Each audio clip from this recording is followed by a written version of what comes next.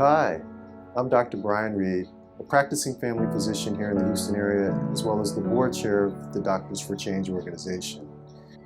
When I joined this organization, it was really more focused on advocacy for access. I've worked in safety net organizations throughout my entire medical career, and in all honesty, I would have hoped at this point in my career that I'd be out of a job, meaning that there would be better access for individuals that don't have insurance or individuals that are low income. And then we've had this pandemic over the last 2 years where, something I never imagined happening, where the entire world has been affected by, a harmful virus at the same time. It's been really random in terms of who lives, who dies. We know there's individuals with higher risk, but we have young people without any sort of pre-existing medical conditions that have passed away unexpectedly. We've had coworkers, colleagues pass away. So it's been a time of enormous stress for us when we think about how do we keep everyone safe? How do we keep ourselves safe? What we've had to do is take those same safety protocols from the hospital, from the clinic, and transport them out into the community.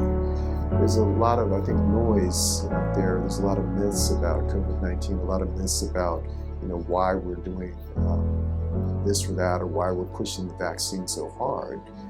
And from our perspective, it's a once-in-a-lifetime thing, at least a once-in-a-lifetime thing of hope. And these are the measures that we feel will keep the majority of us safe, healthy, and let us sort of get past this global pandemic.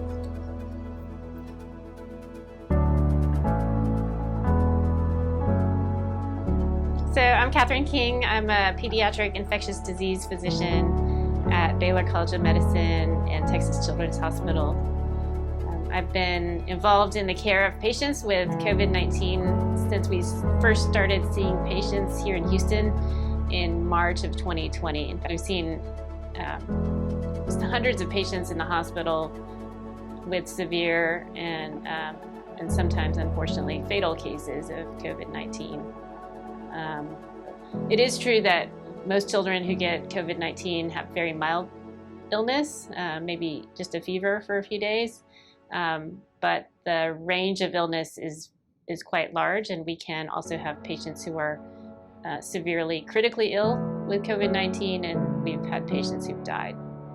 Many of the children who've had more severe cases are children who have underlying conditions like an immune deficiency, an organ transplant, cancer, or other immune deficiency. But we've also seen children with no pre-existing condition, perfectly healthy children who've had COVID-19 and have had severe illness from that. One of the interesting things in pediatric medicine has been the syndrome called MIS-C, which is multi-system inflammatory syndrome in children.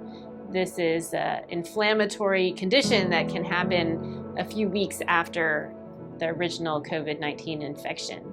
And children can have a mild infection or a totally asymptomatic infection, but present to the hospital weeks later with severe fever and whole body inflammation that can affect their heart and their lungs and their brain.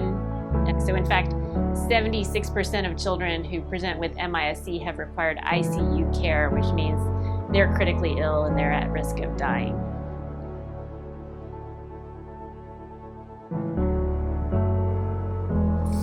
Hi, my name is Lee Barelli. I'm a family medicine physician here in the Houston area. In June of 2020, I contracted COVID while working and providing care for patients. I am 40 years old, and I went from someone who could jog 3 miles at Orange Theory without a problem to someone who needs oxygen to walk. When I got COVID, I was not hospitalized. My oxygen did go a little bit low, but I never went to the hospital. For the last 15 months, I've had long COVID, and I have shortness of breath with walking. My heart races and feels like it's exploding out of my chest. I get a lot of headaches.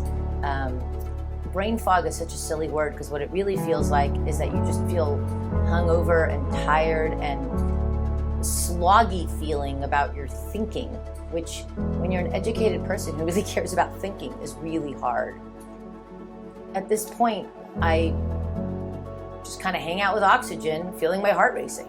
The thing about COVID is it goes all over our bodies, and we don't really understand why in a lot of people, including children and adolescents, some cases turn into long COVID. We also have no cure for long COVID.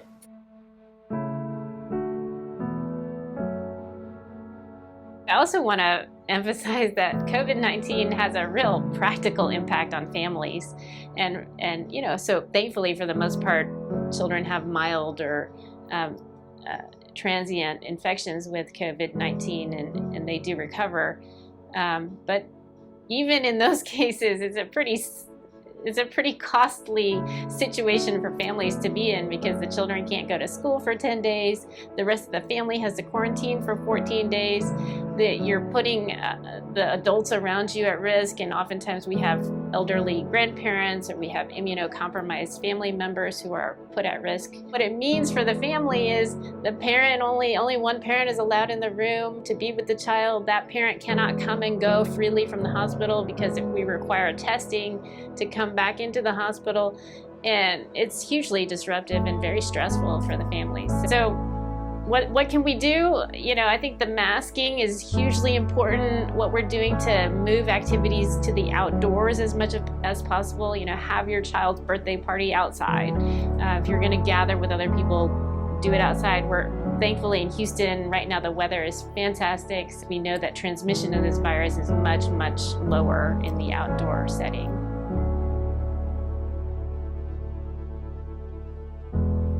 Vaccination is the most effective way that we can use to curb the transmission of this virus.